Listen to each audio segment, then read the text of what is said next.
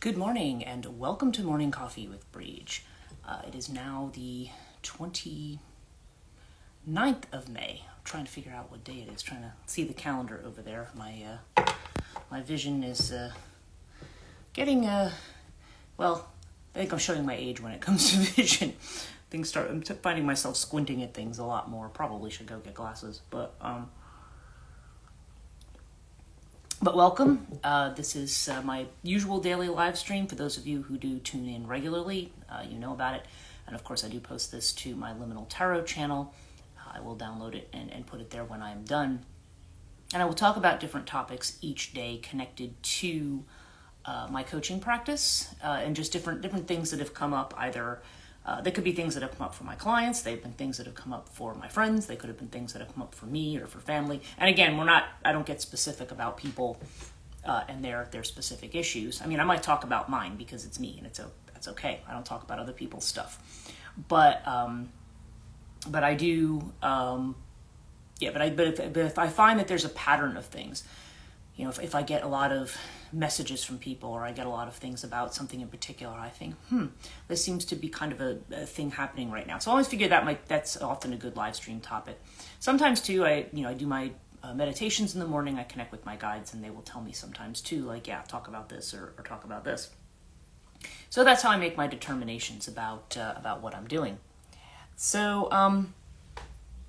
this morning, it's actually quite a busy morning today. It's actually very beautiful out. I had to get up very early. I think I was up at about 4:45 because I wanted to do my meditation first, which, like I said, if I do the proper I am meditation, it's really 35 minutes. So I did that, and then I took a walk. I drove my car and parked it away because I think I had mentioned there in the last live stream when I came on that the road was being repaved.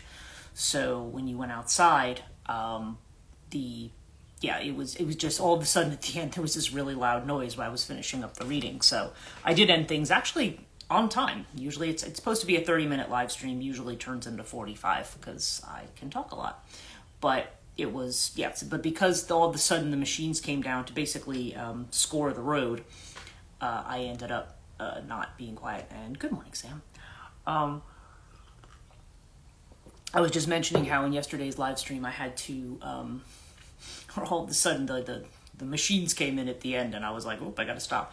Now apparently they're doing this work on my road all week. So, and they're supposed to start at 7:30,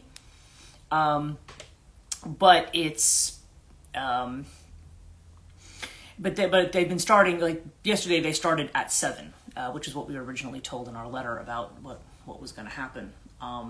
Nonetheless, my neighbors had heard, or at least started the rumor, which they had heard from somebody on the crew, that they were only going to pave the road up to about 5 houses from here.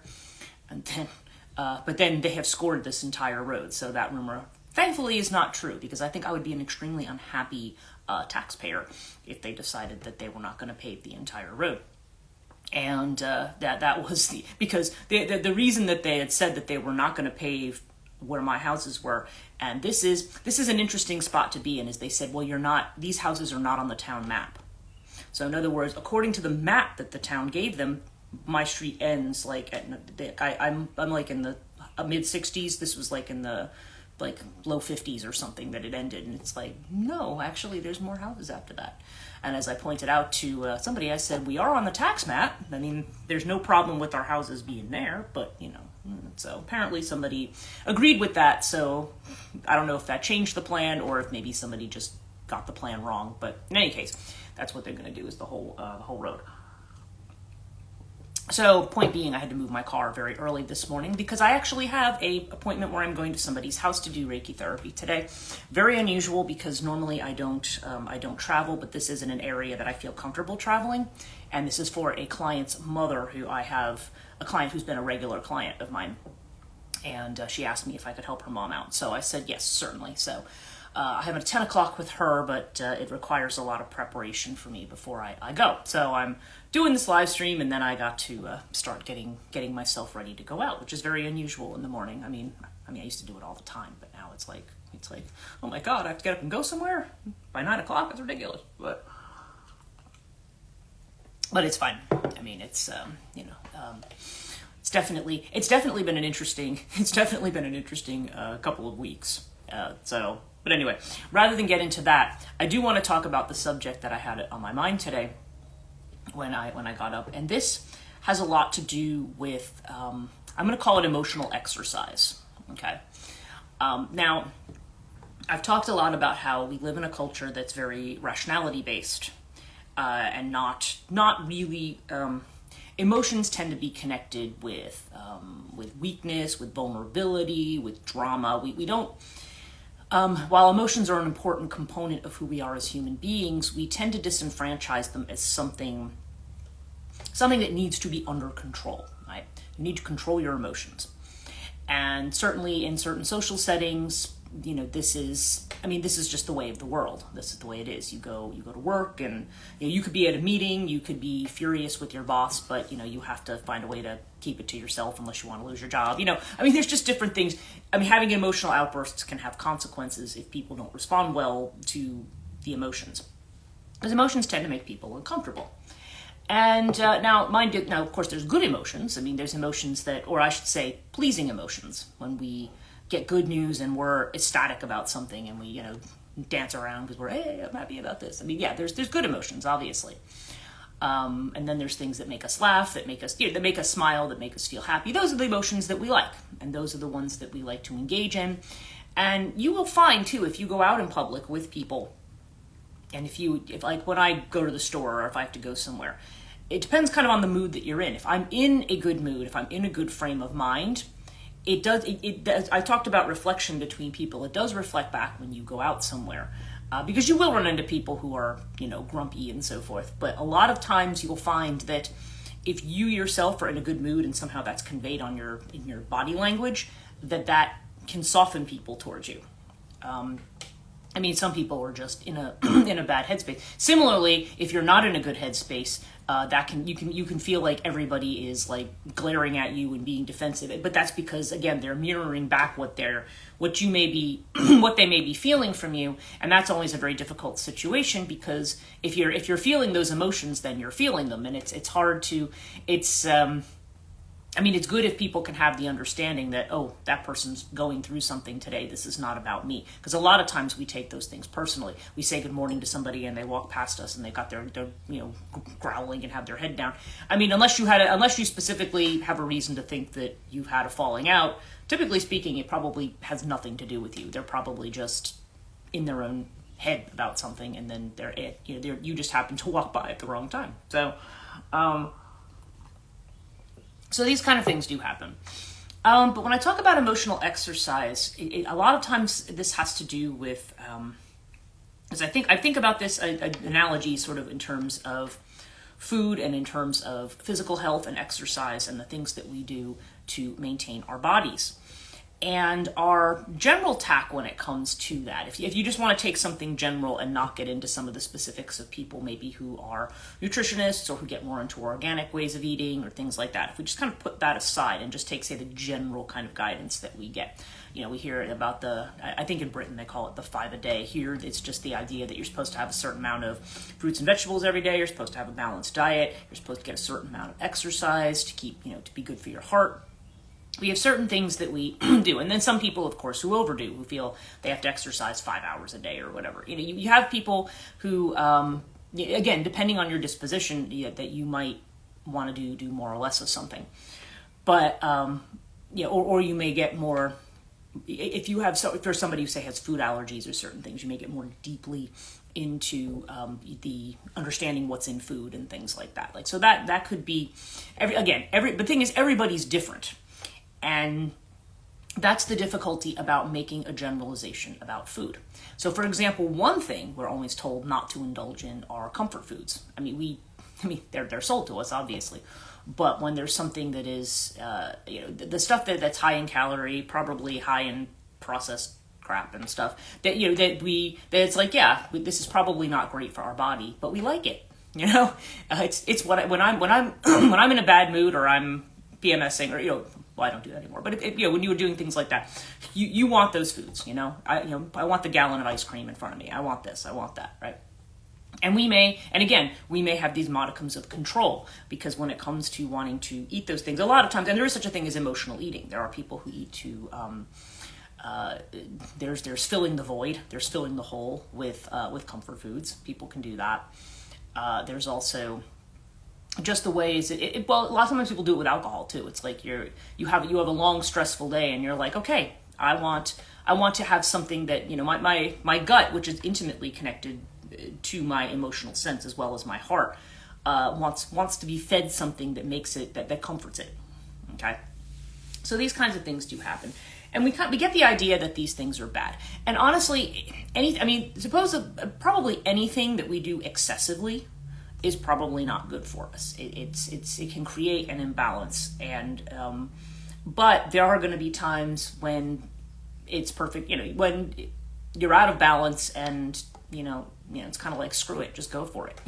I mean, I don't think it's wrong to say, I've decided, I've had a bad day, so I'm going to sit in front of the TV and open a bag of potato chips. I don't see that as necessarily a bad thing. If that's something you do every day, all the time, then again, it depends on what the impact ends up being on your physical health, if that's good or not. And also, when it comes to emotional health, the question is that something that is filling in for what maybe that's not. Maybe it's only a Band-Aid. Maybe that's only a Band-Aid, and really what you need to do is deal with what is the emotional symptomology that is making you respond in that way. That's your response to the emotions. And so when I talk about emotional exercise, I feel like, especially if somebody who has gone through a particular energetic healing modality, like I do Reiki therapy, I'm going to be learning Rahani probably next week, I think is when the class is. I'll be learning Rahani healing as well. But these energetic healings and the newer ones that are coming out, Reiki can be very intense or very gentle, depending. It kind of does its own thing. But when you are doing some of these other modalities, it's like they just come in and they clean house, okay, basically. And again, it depends on what the person needs. But when that house cleaning goes on, okay, because a lot of times we will go for these kinds of therapies and modalities because we say, okay, in the same way we might go for a massage, you kind of feel like, okay, I'm going to go and I'm going to be relaxed, and I'm going to come out of here. This is something that's going to help me alleviate my stress, like keep my stress under control. The thing is, when you're going through certain kinds of healing, and that's just doing healing techniques and modalities can potentially bring this stuff out, but it can come out in other circumstances as well. When it comes out, it can come out in a form that is very, very unpleasant, because if we have a lot of repressed and bottled up emotions, and probably everybody does, because you're told that you're not supposed to display these emotions to other people. You don't want to create drama. You don't want to make people uncomfortable. When people are with you and you have an emotional breakdown, people are uncomfortable and they want to do something to make it stop, but they also want something, if they're friends, they want to do something to comfort you so you don't feel that way. We always have this thing of, no, you can't feel that way. You can't feel that way. And so what I've found over the years is that when you have those moments that come up where you are, when you have the pain in your heart, and I don't mean having a heart attack, I mean like when you feel very heavy, very weighted down, and whatever the source may be. Sometimes, like I said, a lot of times these can come from from worry and insecurity, where your mind is where maybe you are facing something stressful and your mind is trying to find a way to prepare for it, or when you are just maybe the past traumas and experiences are sort of coming up. They can either be something that's triggered, and like I said, sometimes these can come up when you're in a healing session, when you're using one of these healing modalities. That kind of stuff can come up because it's a component of it. When you have energetic healing, it works on the physical body and it works on the emotional one as well. And they're not necessarily separate, which is why I always say you need to listen to your body when your stress kicks in, or when you are traumatized or stressed out. And when we're hit with a lot of uncertain situations, we kind of get into that fight or flight response. We can have that very defensive kind of way of reacting to things. And as I've said, we can carry that on even when things are peaceful, because it's almost like you've got that vigilance. It's that Nine of Wands guy, like, you're just looking around all the time, or you've always got the gun drawn because you're like, you're wondering where it's going to come from next. But it isn't necessarily going to come from anywhere. It's just that there's a flow of things, and sometimes there are blips and waves, and other times things are steady. So it's, and again, some are a little stormier than others. But so emotional exercise, one of the things that one can do when they're dealing with something, especially an emotional trauma that seems to come up over and over again, or maybe one that doesn't necessarily have a regular consciously identifiable source. Even if you know the thoughts in your head connected to it, the thoughts in your head connected to it may tell you what that thought, what that's about, what the root is of the emotion, what the sorrow is, where is it coming from? Is it coming from a sense of loss? Is it coming from a sense of neglect? Is it coming from a sense of abandonment? Is it coming from, whatever it is that you feel? Or is it just that, the void where somebody was when you missed them, when they were there? There's something that's there. And I think about this with grief counseling as well, because when you're in that space where you're feeling that, a lot of times we rush to get somebody out of that space. The reason for that a lot of the times is, especially if somebody goes to see a psychotherapist or a psychiatrist or something, their worry there from an insurance perspective, mind you, at least in the USA, this is the way it is that they're worried that your depression may turn to something more serious, ideations, and you know what I mean. Not necessarily always allowed to say these things on social media, but you know what I'm saying. So they immediately want to say, well, I'm going to put you on something to even you out chemically so that you don't do that. And of course, a lot of these antidepressants and stuff, they're not something that works right away. They're not a magic bullet. They don't. You take it, and it could take at least a month. They say about 2 weeks, but I've heard it can be up to 6 weeks before people can feel an effect from those. So it's one of those things where, but a lot of times doctors will just go ahead and do it, whether it's something you really need or not, because they're covering themselves medically. If they spoke to you as a therapist and then you went and did something to yourself, then they could be liable. Okay, that's the kind of world that we live in, because they didn't somehow triage or fix the problem. But again, that's something where one might have the initial shock of a death, or the initial shock of some kind of an event. Your body does go into a shock, and sometimes the initial result of that shock is that you could be like laughing, and you could think it's like really funny, because the endorphins kick up in your body, and your first response, because it immediately is rushing in trying to kill the pain. That's what your body's doing, but then eventually that wears off. So just like it would after a surgery, where they would put you out for the actual cutting, the actual event. And then as you're healing, you start to feel that pain, right? Now, of course, we have painkillers that we can take for that. And again, for physical pain and physical ailments, a lot of times that's what we need to kind of work through it. But sometimes with emotional pain, I think that it can be a thing. And again, we're not talking about somebody who's suffering from a depressive illness or something like that. Like that's a different situation. I mean, just sort of a person who is not diagnosed with any kind of depressive disorder or something like that. That sometimes the way in which to approach those emotions is just to simply allow yourself to have them, and allow yourself to kind of lean into them in whatever form they want to take. It could be replaying a scene in your mind from whatever traumatized you. It could be projecting it onto a fictional scene. It could be something could be a scene from a movie. It could be a thing from a song. Whatever it is that makes that expresses that emotion. I mean, you can do things like you can write, you can journal, you can do things. You can talk to people, but sometimes there's certain emotional states where you just have to sit by yourself and just allow yourself to feel it. And it's uncomfortable, and if you have other obligations and things to do, it can kind of distract you from that. And sometimes we want to be distracted. But sometimes if you're not somebody who's dealing with some kind of depressive illness or depressive disorder, then sometimes it's just good to say, okay, you know what? I'm feeling really, really sad right now, and I'm just going to feel really, really sad. Okay, so you exercise those emotional muscles to some degree.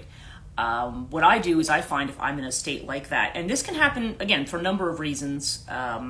Sometimes, like I said, when I do readings and stuff, it might get to the source of what that might be. But it can also be, hormones can also trigger this in some people at certain times. I was just talking about PMS earlier. And its equivalence in menopause is where you can just suddenly have a day where you're just very sad for no reason. And so, yeah, again, there's, we don't want to feel that way. But if it's a day where our calendar's clear and we don't really have to do anything, then it might be a day to just say, okay, you know what? I'm just going to feel this. I'm going to have whatever thoughts go along with this feeling, rather than trying to take your thoughts to beat it down and to rationalize with yourself about why you shouldn't feel that way. Because what ends up happening is you push it down and you push it down and you push it down. And sometimes it's not to be gross, it's the abscess that needs to drain. It's the wound that needs to heal by getting something out. And sometimes getting something out just means sitting with it. And then, you go to sleep at night, and then, and again, I find personally that meditative practice with that can help. I'll have days, if I have a couple days where I feel that way, then a meditative practice, it doesn't cure it, but it can put your emotions back in balance. There's a spread that I do for clients called the Path of Balance. So if people have been dealing with emotional ups and downs, the Path of Balance can show whether this is more as far as the masculine or the feminine energy. Is this more about how you're rationalizing things? Are you putting too much mental energy into something? Are you putting too much, are you trying to beat down your emotions with rationality? How in tune are you intuitively? How in tune are you to what is being learned here? And also where's your grounding? Where are your feet at? Okay, so and where's your head at too? The reading covers all of that stuff. It's an interesting spread that Angelis Aryan had created in the Tarot Handbook,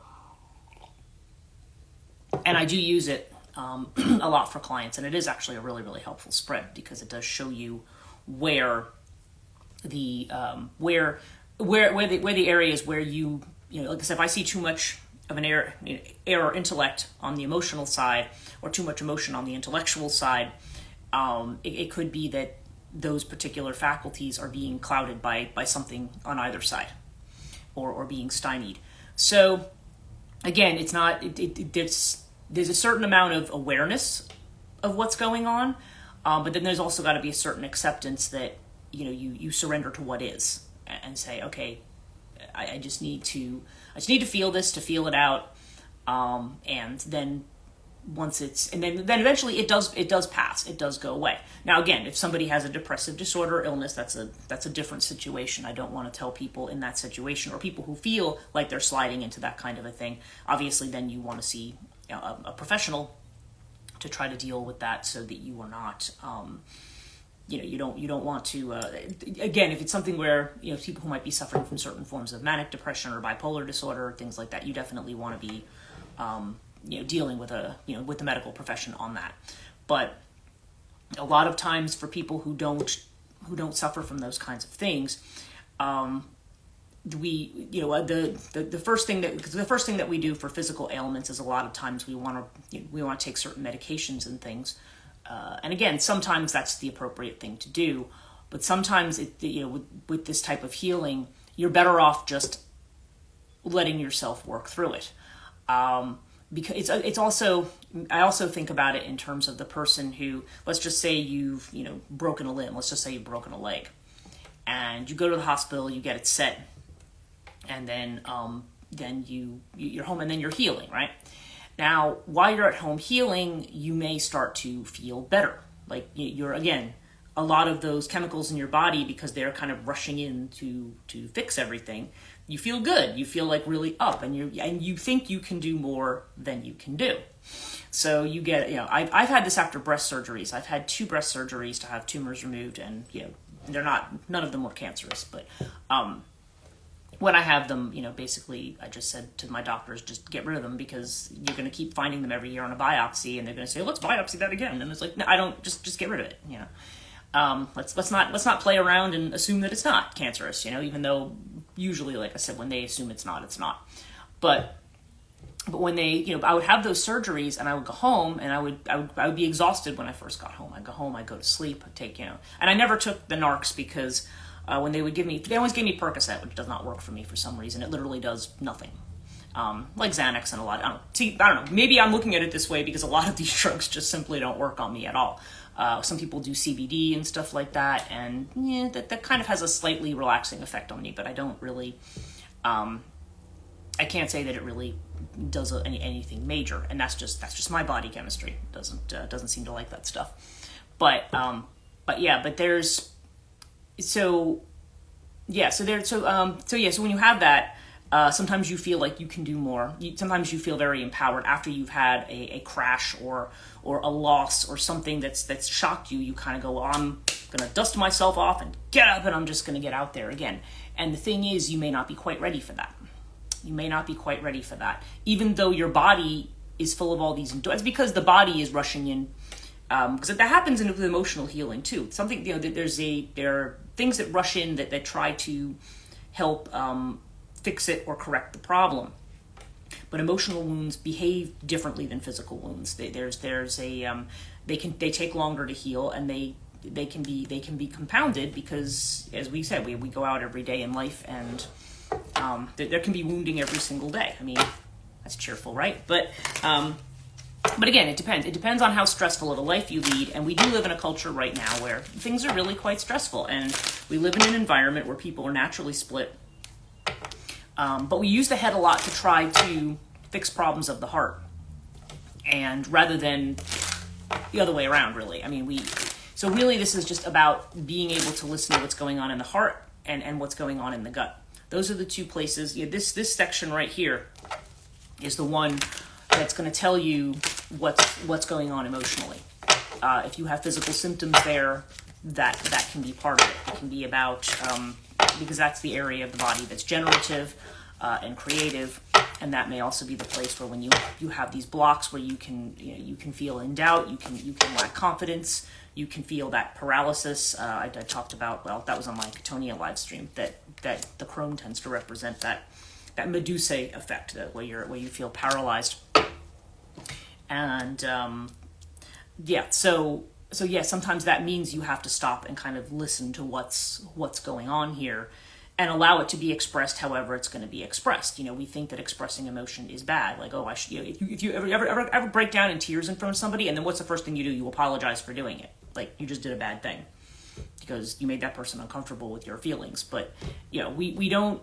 We always want control over everything, but sometimes we need to. Even if we're doing it all alone, we need some time to be a little out of control. So, okay, our reading for today. And of course, what's our central card here? Suppression. Haha, we were just talking about this, right? Suppression of emotion.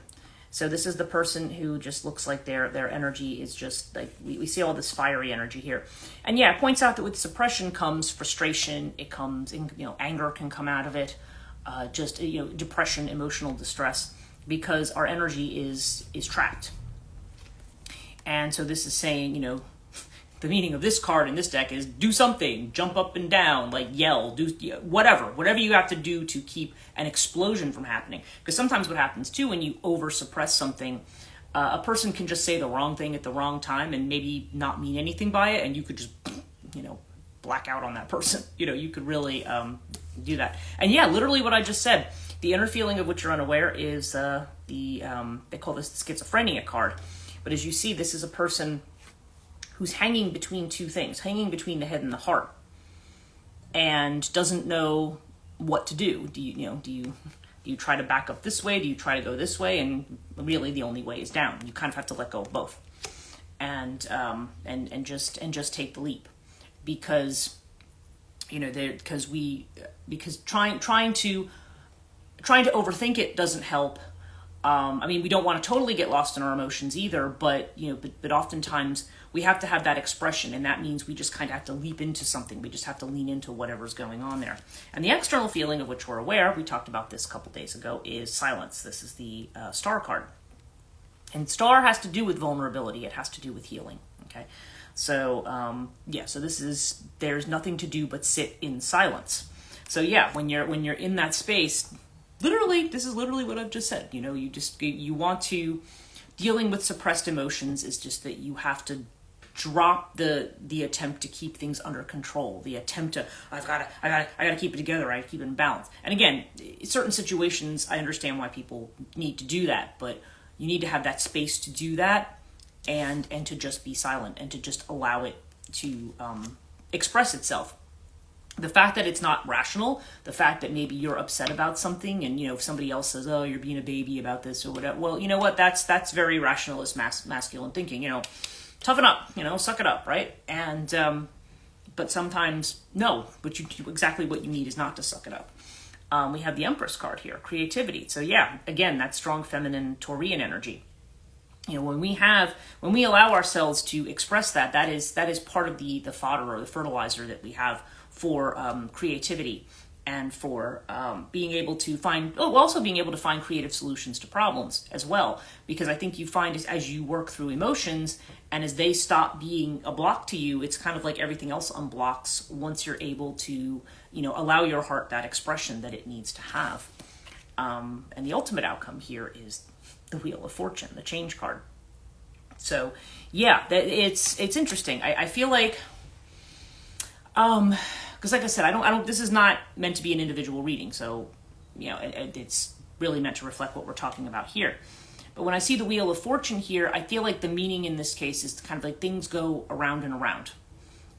Things change all the time. So if we are in a situation perhaps where we feel trapped or stuck, the change card may be saying things are always changing. Things are always changing. The wheel is always spinning. So the state you're going to be in today is not going to be the state that you're in tomorrow. I feel like the change card also reminds us of the bigger picture. It reminds us that there's a big world out there, and that big world is one that you're a wave in a much larger ocean, and there's probably a lot more out there, and a lot more that you can work with too, because that energy of change is the energy that allows us to move ahead, and that it's something that if we flow with it, it'll take us where we need to go, without us getting frustrated with trying to control how the narrative is going to go. Sometimes the narrative means we need to take a detour into the heart space. Something if we did more regularly, we'd probably would feel happier a lot of the time. But a lot of times we still, everything kind of tends to be colored by that feeling. So I hear trucks out there again, and it's 7:03. So I'm going to stop now. So because it's going to get noisy again soon. So I want to thank you so much for joining me today. Again, as always, this live stream will be on Instagram, and it will also be on YouTube. I will put that up before I go out to my appointment today, providing nothing else goes wonky here. But I hope you have a great day, and of course I will be here tomorrow morning. So we'll see you then. Take care. Bye-bye.